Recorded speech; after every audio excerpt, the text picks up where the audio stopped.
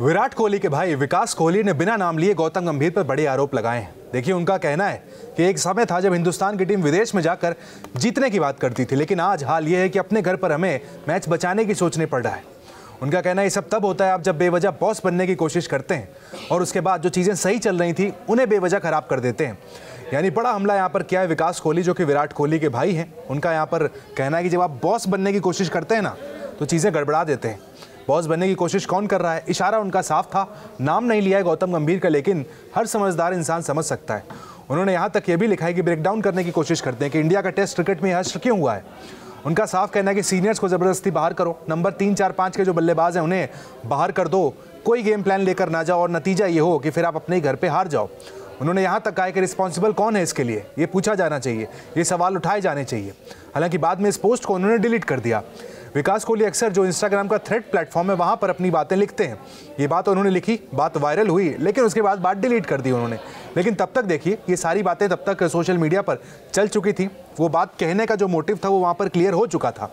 यानी विकास कोहली का निशाना साफ गौतम गंभीर पर है, जो टीम इंडिया के इस वक्त हेड कोच हैं, जिनके यहाँ पर होते हुए देखिए इंडिया बैक टू बैक दूसरी सीरीज़ हार गया है 1 साल के अंदर अंदर। गौतम गंभीर का टेस्ट क्रिकेट का जो रिकॉर्ड है कोच के तौर पर टेरिबल है।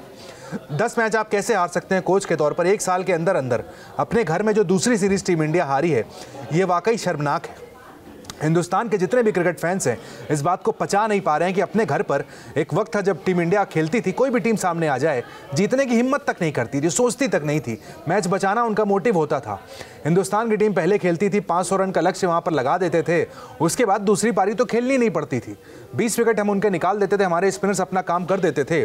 पिछले 10 से 12 साल से यही कहानी चलती हुई नजर आ रही थी। लेकिन देखिए, अब कहानी ऐसी बदली है कि आज की तारीख में साउथ अफ्रीकन टीम इंडिया को अपने घर पर हरा कर जाती है, न्यूजीलैंड की टीम अपने घर पर इंडिया को हरा कर चली जाती है। क्या इतना आसान हो गया है इंडिया को हराना? लग तो यही रहा है भाई कि कोई भी टीम आएगी इंडिया को हरा कर चली जाएगी। गौतम गंभीर के कोचिंग टेन्योर में हम जीते किससे हैं? वेस्ट इंडीज़ से, बांग्लादेश से। हम दिखाने के लिए हमारे पास सिर्फ ये है। और सबसे बड़ी अचीवमेंट अगर वो टेस्ट की बताते हैं तो इंग्लैंड में सीरीज़ को ड्रॉ कराना। एक वक्त पर हिंदुस्तान की टीम जो विदेश में जाकर ऑस्ट्रेलिया इंग्लैंड को हराया करती थी, आज वो ड्रॉ कराने को अचीवमेंट कह रही है। डाउनफॉल तो तभी शुरू हो गया था जब ऑस्ट्रेलिया में फॉलो ऑन जैसे हमने अपना कंप्लीट किया था, टीम जस्ट मना रही थी। उसी वक्त समझ में आ गया था भाई, क्या ये मेंटालिटी है कि आप फॉलो ऑन वहाँ पर क्लियर करने के बाद जस्ट मनाएंगे?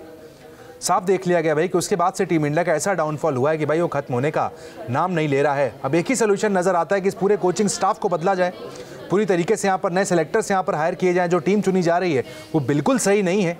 जो टेस्ट के बड़े बड़े धुरंधर खिलाड़ी नंबर 3, 4, 5 के स्पेशलिस्ट बैट्समैन हैं, वो सब रणजी क्रिकेट में धूल फांक रहे हैं और यहाँ पर ऑलराउंडर्स की फौज खड़ी कर दी गई है। तो विकास कोहली जो विराट कोहली के भाई हैं, क्यों ना बोले यहाँ पर? विराट कोहली टीम इंडिया के सबसे बड़े स्तंभ थे टेस्ट क्रिकेट में। उनके ही दोस्त श्रीवत्स गोस्वामी जो अंडर 19 में विराट के साथ खेला करते थे, उनका भी साफ कहना है कि विराट कोहली को इस ड्रेसिंग रूम में होना चाहिए था। विराट कोहली इस ड्रेसिंग रूम में होते, नतीजे कुछ और होते। उनका साफ कहना है कि विराट कोहली वनडे फॉर्मेट से अगर चले जाते तो समझ में आता, लेकिन टेस्ट क्रिकेट विराट कोहली के अंदर बचा हुआ था, काफ़ी कुछ खेलने के लिए था, लेकिन क्या उन्हें मजबूर किया गया?